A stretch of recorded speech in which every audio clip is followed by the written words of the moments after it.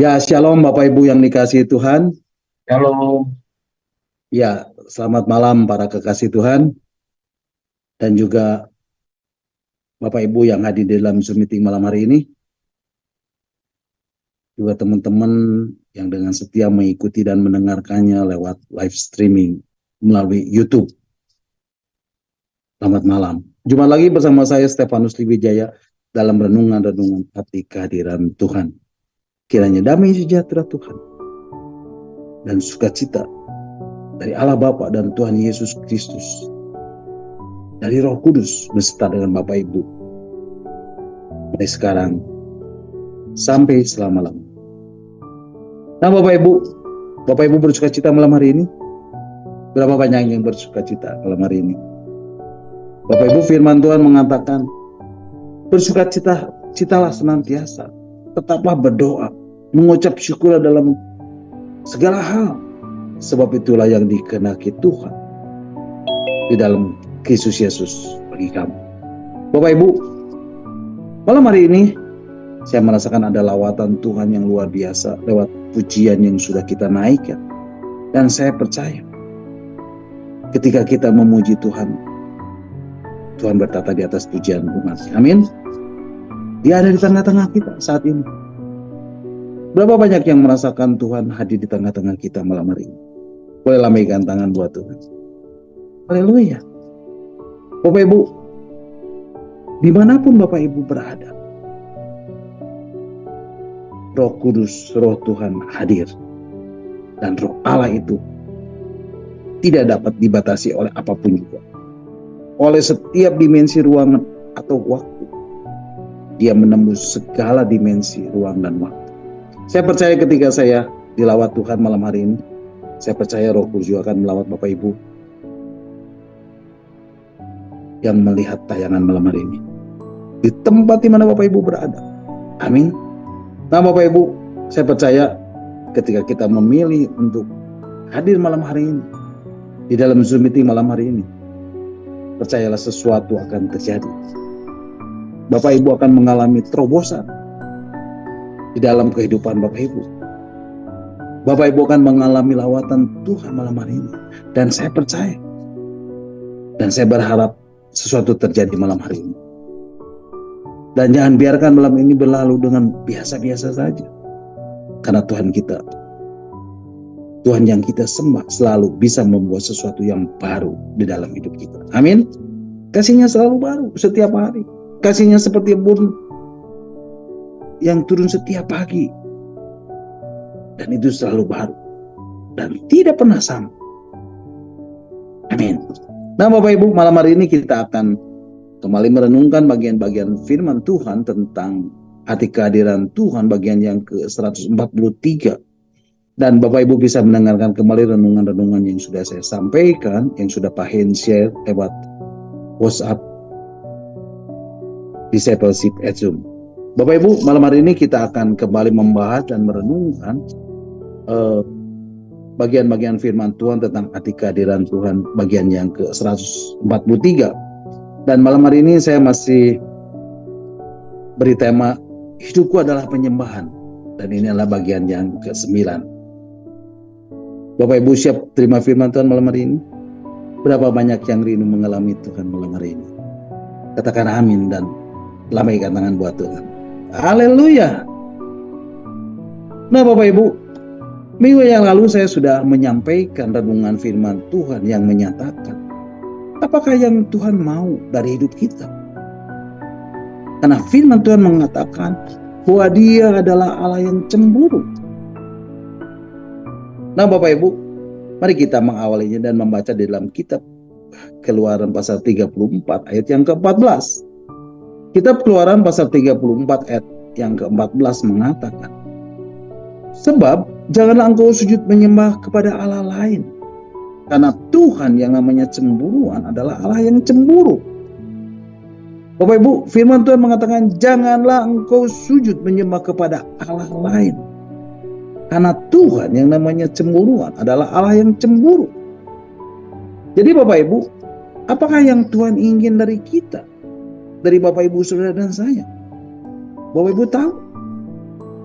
yang Tuhan inginkan dari kita, yang Tuhan inginkan dari Bapak Ibu Saudara saya. Jangan engkau sujud menyembah kepada Allah lain. Nah Bapak Ibu, kalau Bapak Ibu perhatikan kata cemburu, Tuhan itu sangat cemburu. Firman Tuhan mengatakan, karena begitu besarnya dia mengingini Sion.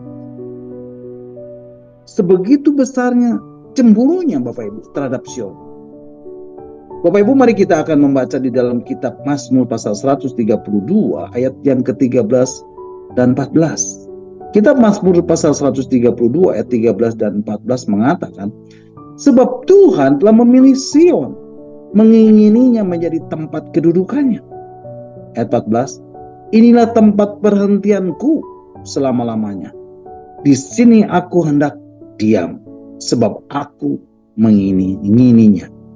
Bapak Ibu, siapa Sion ini Bapak Ibu?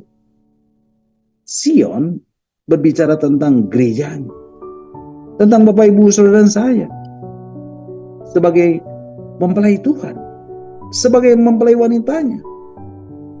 Haleluya. Jadi Bapak Ibu, Tuhan yang kita sembah itu Tuhan yang cemburu. Kok bisa ya Tuhan itu cemburu? Apa sih maksudnya? Nah Bapak Ibu, saya mendapati di dalam kutipan The New Living Translation, ini bukan dari terjemahan ayat langsung Bapak Ibu, tapi dari penjabaran ayat Keluaran pasal yang 34 ayat ke-14, dikatakan tentang kata cemburu. You must worship no other gods but only the Lord, for is a God who is passionate about his relationship with you. Artinya, engkau tidak boleh menyembah kepada ilah-ilah lain kecuali Tuhan saja. Oleh karena dialah Tuhan yang sangat bergairah. Dialah Tuhan yang passionate Bapak Ibu. Sangat bergairah di dalam hubungan, dalam persekutuan dengan Bapak Ibu Saudara saya. Jadi Bapak Ibu, ternyata Tuhan yang kita sembah itu adalah Tuhan yang mengasihi kita dengan penuh gairah. Tuhan yang mengasihi orang-orang yang dikasihinya dengan penuh gairah. Mengasihi Bapak Ibu Saudara saya dengan penuh gairah. Nah, karena Tuhan mengasihi Bapak Ibu Saudara saya dengan gairah, karena kasih Tuhan itu sedemikian besarnya kepada Bapak Ibu Saudara saya, sehingga di dalamnya terkandung rasa cemburu Bapak Ibu. Bapak Ibu, karena begitu sayangnya, karena begitu besar kasihnya Tuhan kepada kita, kepada Bapak Ibu Saudara saya, sehingga Tuhan menjadi cemburu kalau kita menyembah kepada Allah-Allah lain. Yang setuju katakan amin. Nah Bapak Ibu, manusia bisa cemburu? Pasti bisa Bapak Ibu, karena manusia memiliki rasa cemburu. Tapi kalau manusia cemburunya mengerikan Bapak Ibu, ada yang sampai bunuh-bunuhan Bapak Ibu. Tapi kecemburuan manusia dan kecemburuan Tuhan itu berbeda. Bapak Ibu, kecemburuan manusia sampai hal-hal yang mengerikan. Tetapi kalau kecemburuan Tuhan itu begini. Bapak Ibu, kecemburuan Tuhan itu karena besar gairahnya untuk memproteksi kita. Untuk memproteksi Bapak Ibu Saudara saya. Dari apa? Dari pengaruh dunia dan iblis. Wow, luar biasa Bapak Ibu. Bapak Ibu, ketika saya mengerti kebenaran ini, wow, Tuhan kita itu luar biasa Bapak Ibu. Dan Dia sangat mengasihi kita. Amin. Tuhan itu cemburu kalau Bapak Ibu Saudara saya main-main dengan dunia. Kalau Bapak Ibu Saudara saya lebih mengingini dunia. Kalau Bapak Ibu Saudara saya lebih mencintai dunia. Bapak Ibu, begitu hati kita, hati Bapak Ibu menyimpang, hati Bapak Ibu bergeser dan Bapak Ibu lebih mengingini yang lain. Mengingini apa Bapak Ibu? Mengingini harta kekayaan. Dan Bapak Ibu hanya berfokus kepada uang. Kepada uang, uang, dan uang. Bapak Ibu berfokus hanya kepada pekerjaan. Apalagi Bapak Ibu? Bapak Ibu hanya berfokus kepada anak-anak. Bapak Ibu terlalu sayang kepada anak-anak. Bapak Ibu mengasihi anak-anak dengan terlalu berlebihan. Bapak Ibu terus berfokus kepada usaha Bapak Ibu, kepada perusahaan Bapak Ibu. Bapak Ibu terlalu berfokus mengejar pangkat dan jabatan Bapak Ibu. Bapak Ibu, karena kecemburuan itu begitu besar gairahnya kepada kita, maka Tuhan memproteksi kita, memproteksi Bapak Ibu saudara saya, supaya Bapak Ibu saudara saya tidak terlena atau terkena pengaruh dunia ini, tidak terpengaruh oleh iblis. Nah Bapak Ibu, bagaimana caranya supaya kita tidak membuat Tuhan cemburu? Yaitu dengan cara melekatkan hati kita kepada Tuhan. Dan ini menjadi hal yang sangat penting berkaitan dengan penyembahan. Nah Bapak Ibu, bagaimana caranya kita melekatkan hati kita kepada Tuhan itu Bapak Ibu? Simpel Bapak Ibu. Caranya dengan kita terus-menerus membangun relationship dengan Tuhan setiap hari. Miliki saat teduh setiap hari. Bahkan 1 jam sekali setiap hari. Kita menaikkan doa, kita menaikkan pujian, kita menaikkan penyembahan, kita mendeklarasikan firman. Bapak Ibu harus memiliki hubungan pribadi masing-masing dengan Tuhan. Bukan hanya pada saat ibadah saja. Penyembahan di dalam ibadah adalah penyembahan korporasi. Tapi Bapak Ibu harus memiliki waktu. Dan saya katakan, Bapak Ibu harus dengan sengaja meluangkan waktu untuk menyembah Tuhan secara pribadi. Face to face. Dan setiap kita harus memiliki suasana penyembahan seperti itu. Amin. Bapak Ibu, Alkitab berkata, janganlah engkau sujud menyembah kepada Allah lain. Jadi Bapak Ibu, kita harus selalu melekatkan hati ini kepada Tuhan.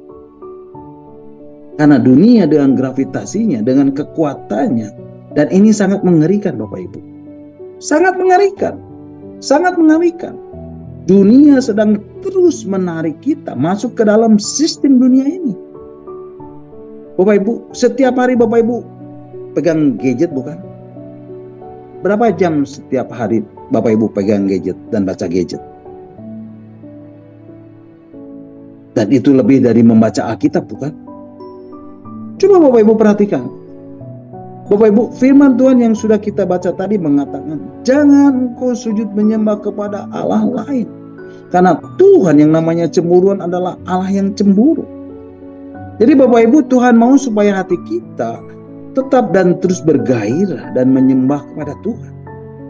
Tuhan mau supaya mata hati kita tidak berpaling dari Tuhan. Bapak Ibu, minggu yang lalu kita sudah belajar dari kehidupan Abraham. Ketika Tuhan memerintahkan Abraham untuk mempersembahkan anak yang dikasihinya. Dan Abraham didapati lebih mengasihi Tuhan daripada anaknya. Wow, luar biasa Bapak Ibu. Dan malam hari ini kita akan membahas tokoh yang tidak asing lagi bagi kita. Yang hatinya selalu melekat kepada Tuhan. Dan saya suka dengan tokoh ini. Dia adalah Daud. Bapak Ibu, Daud ini sudah diceritakan berulang-ulang. Berulang-ulang kali. Tapi saya suka sekali dengan ayat yang satu ini. Mari Bapak Ibu kita akan membacanya. Di dalam surat Kisah Para Rasul pasal 13 ayat yang ke-22. Surat Kisah Para Rasul yang ayat yang pasal 13 ayat yang ke-22 mengatakan,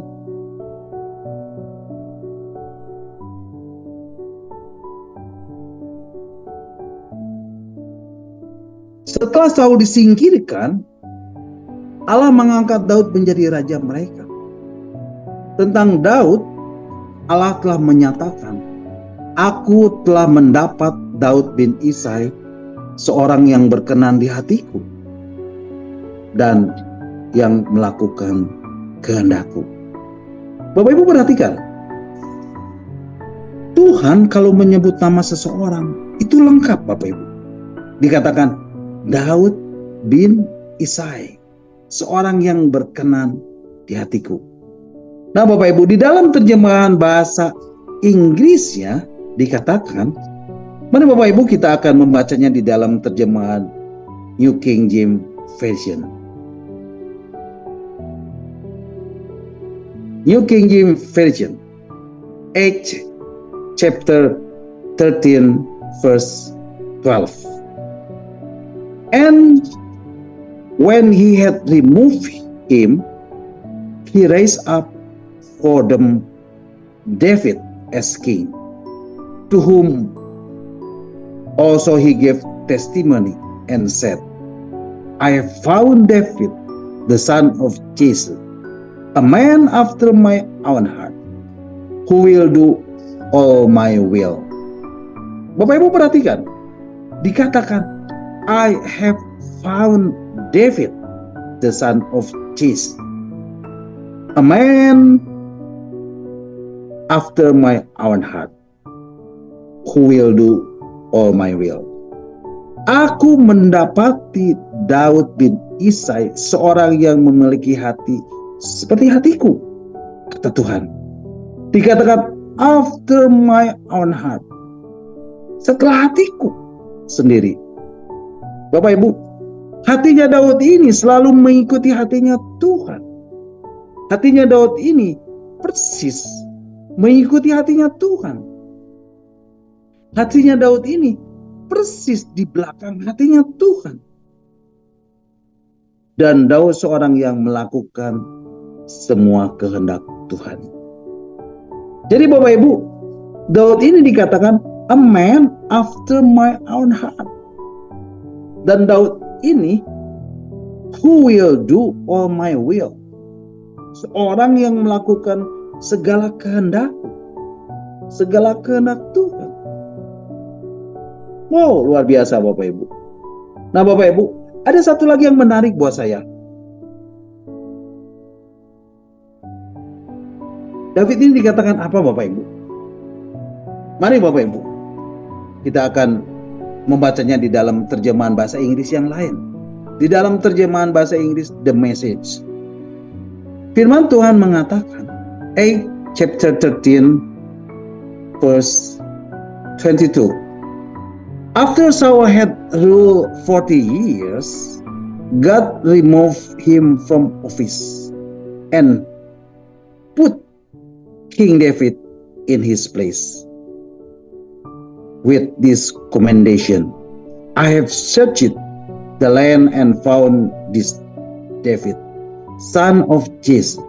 He is a man whose heart beats to my heart, a man who will do what I tell him. Setelah Daud memerintah selama 40 tahun, Tuhan menyingkirkan dia dan mengangkat Daud sebagai raja. Tentang Daud, dia berkata, aku telah mencari dan telah menemukan Daud bin Isai. Nah Bapak Ibu perhatikan, he is a man whose heart beats to my heart, a man who will do what I tell him. Dia seorang yang memiliki heartbeats. Apa itu heartbeats, Bapak Ibu? Heartbeats itu adalah detak jantung. Dikatakan apa Bapak Ibu? He is a man whose heart beats to my heart. Seorang yang memiliki detak jantung seirama dengan detak jantungku. Wow, luar biasa Daud ini Bapak Ibu. Bapak Ibu, apa itu memiliki detak jantung seirama dengan detak jantungku? Itu artinya detak jantungnya Daud ketika ketemu dengan Tuhan itu berdegup kencang, berdegup kencang, deg deg deg deg deg. Itulah Daud, Bapak Ibu.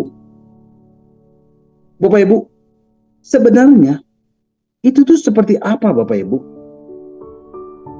Izinkan saya menjelaskannya kepada Bapak Ibu. Bapak Ibu, saya jadi teringat ketika masa-masa kecil saya. Ketika saya masih duduk di SD kelas 5 atau kelas 6, masa-masa SMP, kita tuh sering dijodoh-jodohin sama teman-teman, bukan? Atau dipasang-pasangin. Kalau suka sama cewek atau cowok, Bapak Ibu. Bukan pacar-pacaran sih. Nah, Bapak Ibu, ketika Bapak Ibu mulai suka sama cewek atau cowok yang dijodoh-jodohin itu, dan ketika ketemu cewek atau cowok itu, atau cewek itu mendekat, kemudian mata kita beradu pandang, hati kita berpadu, Bapak Ibu, jantung ini berdegup kencang. Betul? Deg deg deg deg deg. Betul gitu, Bapak Ibu? Bapak Ibu, ternyata Daud ini jantungnya seperti itu kepada Tuhan, Bapak Ibu. Begitu dia datang kepada Tuhan, ketemu dengan Tuhan, deg deg deg deg deg deg, bergairah sama Tuhan. Karena cintanya kepada Tuhan, Bapak Ibu. Dan ini Alkitab yang menuliskannya, Bapak Ibu. Dan Tuhan mengatakannya. Tuhan yang menyebutnya, Bapak Ibu. He is a man whose heart beats to my heart. Daud ini seorang yang jantungnya tertuju kepada jantungku. Detak jantungnya terarah, tertuju dan seirama dengan detak jantungku. Wow, keren Bapak Ibu. Itulah yang namanya cinta, Bapak Ibu. Itu tandanya cinta, Bapak Ibu. Jatuh cinta, Bapak Ibu. Bapak Ibu, pernahkah Bapak Ibu jatuh cinta kepada Tuhan? Pernah, Pak. Waktu kita lahir baru, waktu cinta mula-mula, dan saya menggebu-gebu, Pak. Oh ya? Cuman waktu itu bukan? Cuman waktu itu doang bukan? Bagaimana dengan sekarang? Bapak Ibu masih menggebu-gebu? Bapak Ibu masih bergairah? Bapak Ibu masih memiliki perasaan cinta? Masih jatuh cinta? Masih rindu ketemu Tuhan? Masih rindu mendekat kepada Tuhan? Masih rindu dekat dengan Tuhan? Masih mau curhat dengan Tuhan? Masih deg deg deg deg deg kalau ketemu Tuhan? Mari Bapak Ibu, kita gairahkan kembali perasaan kita kepada Tuhan. Seperti pertama kali kita jatuh cinta kepada Tuhan. Yang setuju katakan amin. Haleluya. Nah Bapak Ibu, selanjutnya Alkitab The Message mengatakan apa Bapak Ibu? A man who will do what I tell him. Seorang yang melakukan apa yang kukatakan kepadanya. Wow, luar biasa Bapak Ibu. Bapak Ibu, apakah Bapak Ibu selalu melakukan apa yang Tuhan perintahkan kepada Bapak Ibu? Mari Bapak Ibu, kita belajar dari Daud ini. Untuk selalu melakukan apa yang Tuhan katakan kepada kita. Apa yang Tuhan kehendaki di dalam hidup ini. Mari kita kembali memiliki hubungan dengan Tuhan. Memiliki relationship dengan Tuhan. Mari kita bawa hati ini kembali melekat kepada Tuhan. Mari kita tingkatkan jam-jam doa kita. Minimal 1 jam sekali setiap hari. Kita menaikkan pujian. Kita menaikkan penyembahan. Kita menaikkan doa. Kita mendeklarasikan firman Tuhan. Amin. Itulah yang Tuhan mau. Ketika kita menjalani kehidupan di atas muka bumi. Sehingga kita tidak terdistract oleh pengaruh dunia. Oleh sistem dunia. Oleh kenikmatan dunia yang selalu menarik kita untuk masuk ke dalam pengaruh dunia ini. Dan akhirnya Bapak Ibu terpengaruh oleh dunia. Oleh si iblis. Dan itu yang membuat Tuhan cemburu. Ingat Bapak Ibu, Tuhan cemburu karena Dia ingin memproteksi Bapak Ibu Saudara saya dari pengaruh dunia ini, dari pengaruh si iblis yang terus menyeret Bapak Ibu Saudara saya untuk sujud menyembah kepada Allah-Allah lain. Jangan dan sampai itu terjadi. Amin. Nah, Bapak Ibu, kenapa Daud disebut berkenan di hadapan Tuhan? Apa sih yang membuat Daud sampai Tuhan berkenan kepadanya? Bukan pertobatan seketika ketika dia berdosa dengan Batsheba. Bukan Bapak Ibu. Itu belum terjadi. Statement ini, sertifikat Daud berkenan ini, Daud belum jadi apa-apa. Dia masih remaja. Nah, Bapak Ibu, ini yang saya dapat tentang Daud berkenan di hadapan Tuhan. Oh, dia orang yang suka nyanyi. Bukan Bapak Ibu. Ternyata Bapak Ibu, ketika Daud masih remaja, Daud tahu tentang tabut perjanjian. Ketika Daud masih remaja, ternyata tabut perjanjian sudah tidak ada.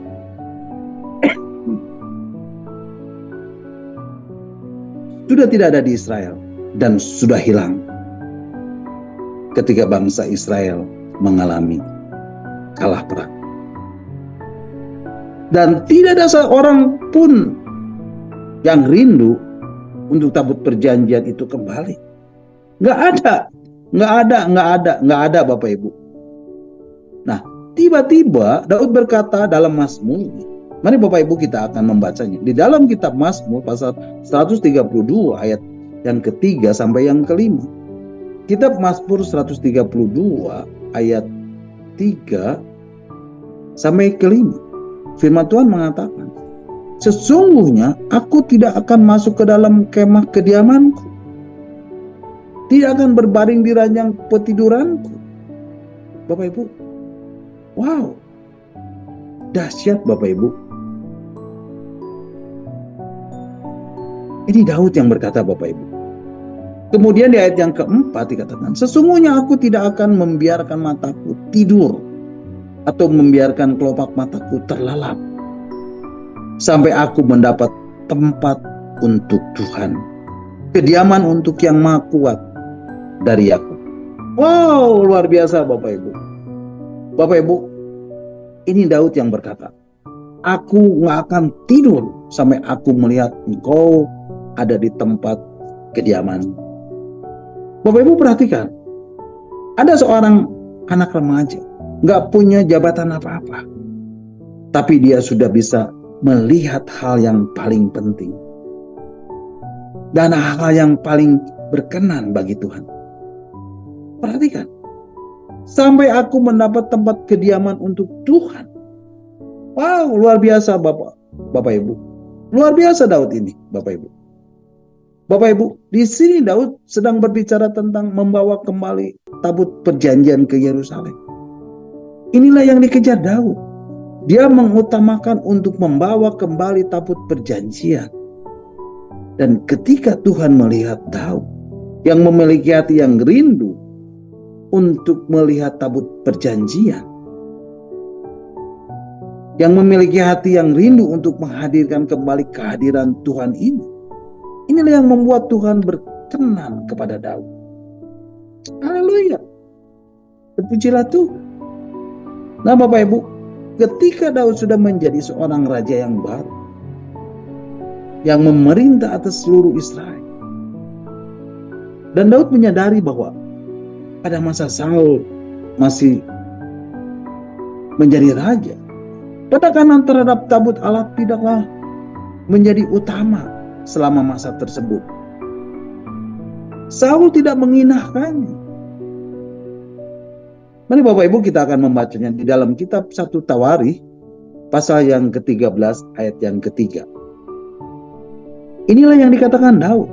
1 Tawarikh pasal 13 ayat yang ketiga mengatakan, dan baiklah kita memindahkan tabut Allah kita ke tempat kita, sebab pada zaman Saul kita tidak mengindahkannya.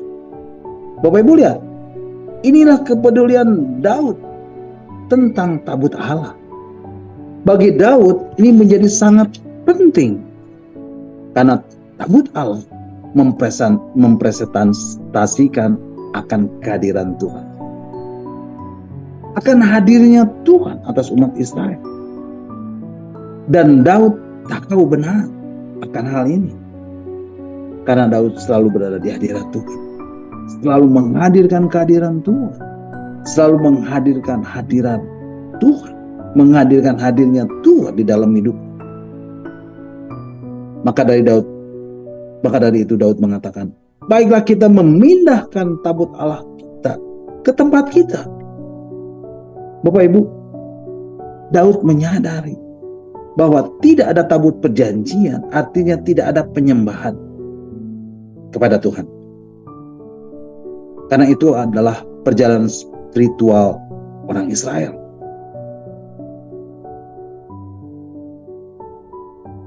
Dan perjalanan spiritual orang Israel itu akan menjadi seadanya saja tanpa tabut perjanjian. Padahal hati mereka rindu akan Tuhan. Dan Daud sebagai pemimpin menyadari dan mengetahui semuanya itu, bahwa ia harus mengembalikan bagian-bagian dari perabotan suci itu ke tempat yang semestinya. Ia harus menempatkannya seperti yang sudah Tuhan rancang, bahkan sampai menaruh bagian-bagian kecil dari perabotan itu dan menempatkannya pula pada tempat yang khusus. Bagi Daud, jika masalahnya adalah hubungannya dengan Tuhan, berhubungan dengan Tuhan, tidak ada perincian yang tidak penting. Dan itulah yang membuat hatinya berkenan di hati Tuhan. Bapak Ibu, mari kita perhatikan. Ada beberapa peristiwa yang penting yang Daud lakukan ketika Daud membawa tabut Allah ke Yerusalem ini. Bapak Ibu, dikatakan kemudian Daud berunding dengan pemimpin-pemimpin pasukan 1000 dan pasukan 100 dan dengan semua pemuka untuk mengembalikan tabut perjanjian itu dari Kiryat Yearim ke Yerusalem. Dan ketika tabut itu dipindahkan, Daud melakukan kesalahan yang fatal di sini. Apa kesalahannya, Bapak Ibu? Bapak Ibu, nanti Bapak Ibu bisa membacanya di dalam kitab 1 Samuel kitab 2 Samuel pasal yang ke-6 ayat yang pertama sampai yang ke-8. Nah, Bapak Ibu, di sini Daud memberi terobosan baru. Tabut perjanjian itu mau dipindahkan ke Gunung Sion. Luar biasa Bapak Ibu. Alkitab berkata, ketika tabut perjanjian itu jalan, Daud menari sekuat tenaga, diiringi ceracap, gamus, rebana, tari-tarian, menari, menyanyi, sekuat tenaga. Praise and worship. Sedangkan ketika di Gunung Gibeon, dikatakan yang ada adalah peraturan. Tidak boleh begini, tidak boleh begitu, dan tidak boleh dilanggar. Yang itu tidak boleh dilanggar, yang ini tidak boleh dilanggar. Akibatnya apa Bapak Ibu? Tabut perjanjian Tuhan dirampas. Di Kiryat Yearim tiba-tiba muncul gerakan baru dipimpin oleh Raja Daud. Bukan menari, seperti Daud menari. Wow, luar biasa Bapak Ibu. Lompat-lompat, tepuk tangan. Ternyata tidak segalanya. Kalau kita mengabaikan hukum Taurat, dikatakan seperti Uza mati karena murka Tuhan. Allah berkata harus dipikul oleh Imam Lewi. Tapi di sini Daud buatkan kereta baru dan tabut perjanjian ditaruh di atasnya. Diangkat dan ditarik dengan lembut dan Tuhan murka. Bapak Ibu, pada waktu Daud menjadi takut kepada Tuhan, lalu katanya, bagaimana tabut Tuhan ini dapat sampai kepada aku? Sebab itu Daud tidak mau memindahkan tabut Tuhan itu ke tempatnya, ke kota Daud. Tetapi Daud menyimpang dan membawanya ke rumah Obed-Edom, orang Gad itu. 3 bulan lamanya tabut itu tinggal di rumah Obed-Edom, orang Gad itu. Dan Tuhan memberkati Obed-Edom dan seisi rumahnya. Bapak Ibu perhatikan, tabut perjanjian yang merupakan representasi kehadiran Tuhan. Hadirat Tuhan, hadirnya Tuhan. Dan itu membawa blessing. Itu membawa berkat. Firman Tuhan mengatakan Tuhan memberkati seisi rumah Obed-Edom dan segala yang ada padanya oleh karena tabut Allah itu. Wow, luar biasa Bapak Ibu. Bapak Ibu, percayalah dan yakinlah, ketika Bapak Ibu menghadirkan kehadiran Tuhan, menghadirkan hadirat Tuhan, menghadirkan hadirnya Tuhan di dalam hidup Bapak Ibu, maka hidup Bapak Ibu akan dipenuhi dengan blessing. Hidup Bapak Ibu akan diberkati. Amin. Haleluya. Nah Bapak Ibu, ketika hal ini terjadi, diberitahukanlah kepada Raja Daud, Tuhan memberkati seisi rumah Obed-Edom dan segala yang ada padanya oleh karena tabut Allah itu. Lalu apa yang Daud lakukan? Lalu Daud pergi mengangkut tabut itu dari rumah Obed-Edom ke kota Daud dengan sukacita. Haleluya. Bapak Ibu lihat, apa yang dilakukan Daud selanjutnya? Daud kembali dan pergi mengangkat tabut Allah itu dari rumah Obed-Edom. Dan dari sini Daud belajar yang tadinya haleluya, praise and worship, loncat-loncat, lompat-lompat, menari, tepuk tangan. Itu berbahaya kalau kita nggak ngerti firman Tuhan. Dan saya mau beritahu Bapak Ibu sekarang, yang model Gibeon, aturan, dengar Bapak Ibu, tidak ada hadirat Tuhan yang dimanifestasikan. Yang cuma nari-nari, tarian, rebana, lompat-lompat, seruling, kecapi, praise and worship, itu disambar Tuhan juga. Nah, Daud belajar dari kekeliruan ini. Ada hukum yang aku langgar. Dan Daud bertobat. Dan dia katakan, kumpulkan orang Lewi dan angkat tabut perjanjian Tuhan seperti yang diperintahkan Musa. Dan Daud bawa tabut perjanjian itu ke Gunung Sion. Tetapi haruslah ada korban persembahan bagi Tuhan. Mari Bapak Ibu kita akan membacanya di dalam kitab 2 Samuel pasal 6 ayat yang ke-13 sampai ke-15. Kitab 2 Samuel pasal 6 ayat 13 dan 15 mengatakan, apabila pengangkat-pengangkat tabut itu melangkah maju 6 langkah, maka ia mengorbankan seekor lembu dan seekor anak lembu gemukan. Dan Daud menari-nari di hadapan Tuhan dengan sekuat tenaga. Ia berbaju efod dari kain lenan. Daud dan seluruh orang Israel mengangkat tabut Tuhan itu dengan diiringi sorak-sorai dan bunyi sangkakala. Wow, luar biasa Bapak Ibu. Bapak Ibu, inilah yang dilakukan Daud. Ketika tabut perjanjian yang disebut Tuhan semesta alam yang bertata di atas kerubim diangkat ke kota Daud. Daud menari-nari di hadapan Tuhan dengan sekuat tenaga. Ia berbaju efod dari kain lenan. Daud dan seluruh orang-orang Israel mengangkat tabut Tuhan itu dengan diiringi sorak dan bunyi sangkakala. Bapak Ibu tahu cerita selanjutnya? Ketika tabut Tuhan itu masuk ke kota Daud, maka Mikal, anak perempuan Saul, menjenguk dari jendela, lalu melihat Daud meloncat-loncat serta menari-nari di hadapan Tuhan. Sebab itu ia memandang rendah Daud dalam hatinya. Tapi apa yang dikatakan Daud Bapak Ibu? Tetapi berkata Daud kepada Mikal, di hadapan Tuhan yang telah memilih aku dengan menyisihkan ayahmu dan segenap keluarganya untuk menunjuk aku menjadi raja atas umat Tuhan, yakni atas Israel. Di hadapan Tuhan aku menari-nari, bahkan aku akan menghinakan diri. Lebih daripada itu, Engkau memandang aku rendah, tetapi bersama-sama budak-budak perempuan yang kau katakan itu, bersama-sama mereka lah aku mau dihormati. Oh, luar biasa. Bapak Ibu, itulah pujian penyembahan yang Raja Daud bukan. Dan itu adalah the best, Bapak Ibu. Jadi gak heran Bapak Ibu, kalau Daud itu disayang sama Tuhan. Daud itu disayang sama Tuhan secara luar biasa. Karena Daud selalu memuji dan menyembah Tuhan dengan segenap hatinya. Wow, luar biasa Bapak Ibu.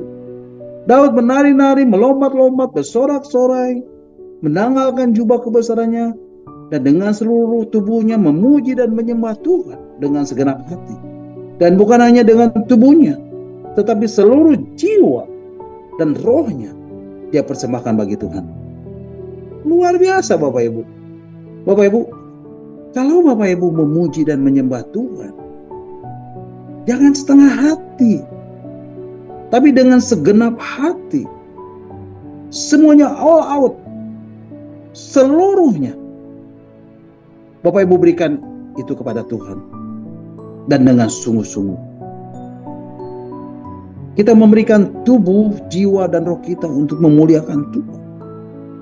Haleluya. Kemudian Bapak Ibu, tabut perjanjian itu sampai di Yerusalem. Dan Daud meletakkan di belakang istananya. Dan Daud tidak bangun kemah seperti Musa, yang ada halaman, ruang kudus, dan ruang maha kudus. Daud tidak buat seperti itu. Daud hanya pasang satu kemah. Dan tabut Tuhan ditaruh dan diletakkan di tengahnya. Dan sekali buka pintu, langsung tabut.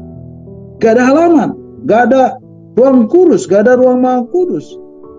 Dan Daud taruh itu di belakang istananya. Dan dia bangun kemah. Isinya apa Bapak Ibu? Tabut perjanjian Tuhan. Ini simbol apa sebenarnya Bapak Ibu? Inilah simbol keintiman dengan Tuhan. Dan Daud memerintahkan anak buahnya, para pemuji dan penyembah. Dan ini ratusan jumlahnya untuk melayani Tuhan siang dan malam selama 24 jam di sekitar pondok Daud tersebut. Dan ini terjadi selama 36 tahun pada waktu Daud memerintah. Selama masa pemerintahannya Bapak Ibu.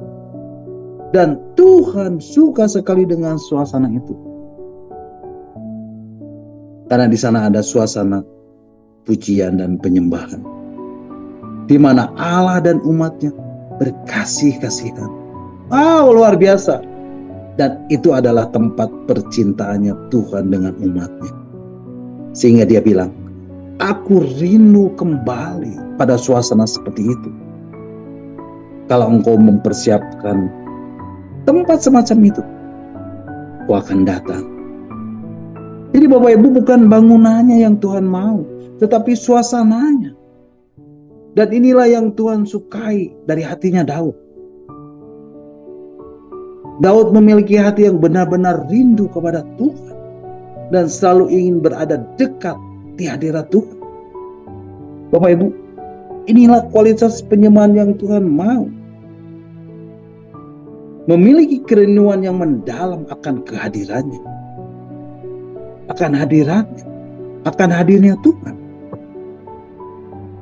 Mari Bapak Ibu, milikilah kerinduan yang mendalam akan kehadirannya. Akan hadiratnya. Akan hadirnya Tuhan di dalam hidup ini. Milikilah hati yang benar-benar rindu kepada Tuhan. Dan selalu ingin berada dekat di hadirat Tuhan. Jadikanlah hidup kita ini menjadi penyembahan kepada Tuhan. Mari kita bawa hidup kita ini untuk terus melekatkan hati kita kepada Tuhan. Dan membawa hidup ini sebagai penyembahan kepada Tuhan. Tuhan, inilah hidupku. Ku persembahkan bagimu sebagai penyembahan. Hidupku adalah penyembahan bagimu. Hidupku adalah penyembahan. bagi Tuhan. Amin. God bless you all. Nah Bapak Ibu, sampai di sini dulu renungan kita malam hari ini. Dan di akhir dari renungan ini saya menaikkan satu pujian. Ajari aku mengerti perasaan. Biarlah pujian ini boleh memberkati kita semuanya. Mari Bapak Ibu kita angkat pujian ini bersama-sama. Ajari aku mengerti perasaan.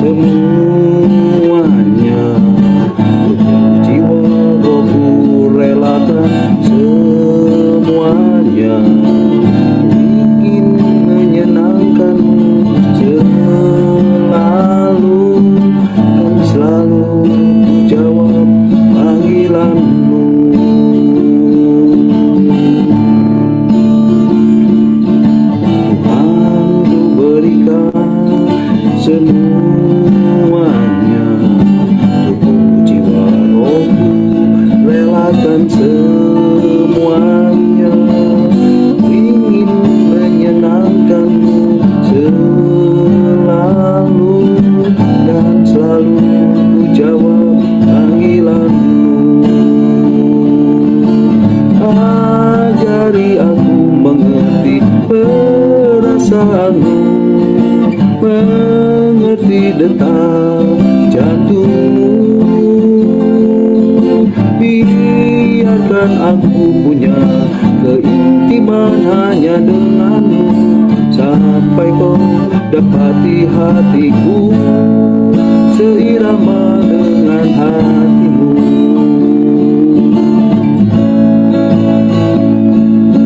Tuhan, ku berikan semuanya, tubuh jiwa rohku relakan semuanya, ku ingin menyenangkanmu selalu dan selalu ku jawab panggilanmu.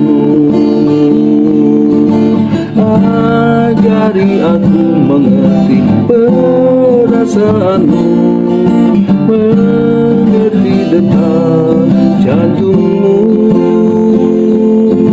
Biarkan aku punya keintiman hanya denganmu, sampai kau dapati hatiku seirama dengan hatimu. Ajari aku mengerti perasaanmu, mengerti detak jantungmu. Biarkan aku punya keintiman hanya denganmu, sampai kau dapati hatiku seirama dengan hatimu. Tuhan, dengarkanlah doaku, terimalah penyembahanku. Tubuhku, jiwaku, dan rohku, cintaku hanya bagimu.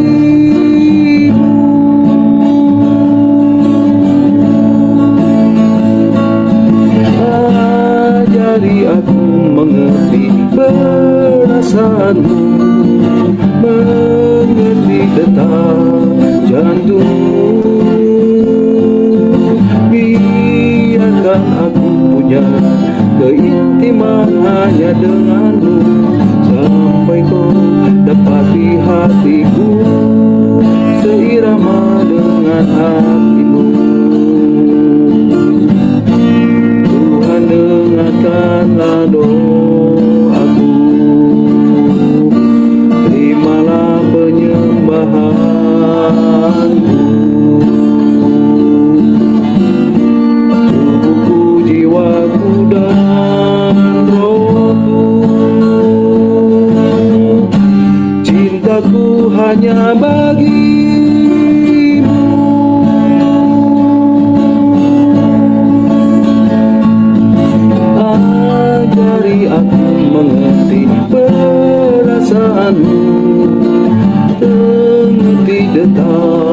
jantungmu.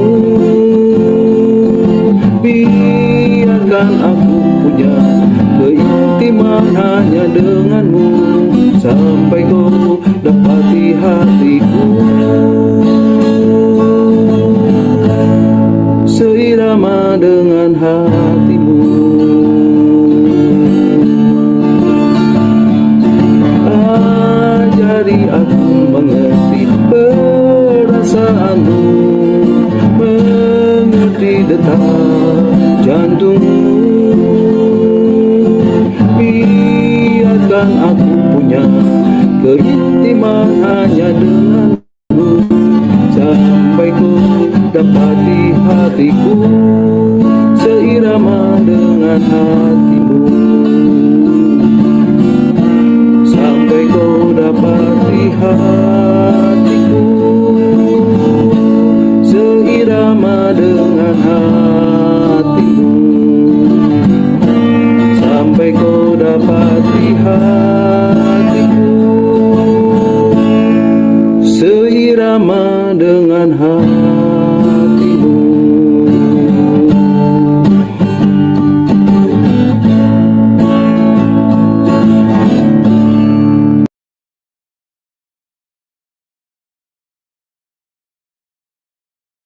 Amin. Haleluya. Terpujilah Tuhan. Nah, Bapak Ibu, sampai di sini dulu renungan kita malam hari ini. Bapak Ibu bisa mengikuti dan mendengarkan kembali renungan yang akan saya sampaikan minggu depan dalam Zoom meeting Evangelist Planner ini. Dan saya percaya setiap firman Tuhan, setiap kebenaran ini akan mengubah hidup Bapak Ibu saudara dan saya. Dia adalah firman yang hidup, dia adalah firman yang kuat, dia adalah firman yang tajam, yang menembus setiap dimensi kehidupan, apapun itu, sekalipun, walaupun, bagaimanapun hidup Bapak Ibu saudara dan saya. Percayalah, ketika Bapak Ibu saudara dan saya mencari kerajaan Allah dan kebenaran, maka semuanya akan ditambahkan kepadamu. Amin. God bless you all.